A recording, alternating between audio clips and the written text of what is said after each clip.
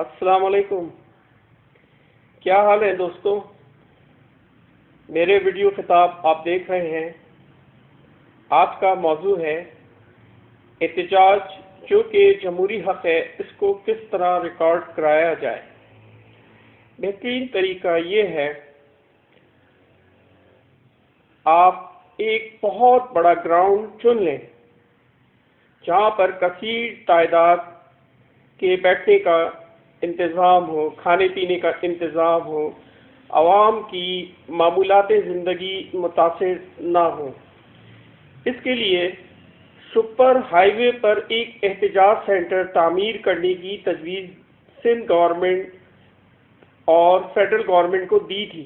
دوسری تجویز یہ ہے کہ مزار قائد اعظم کے سامنے جو گراؤنڈ ہے جہاں پیپلز پارٹی کا بھی جلسہ ہو چکا ہے،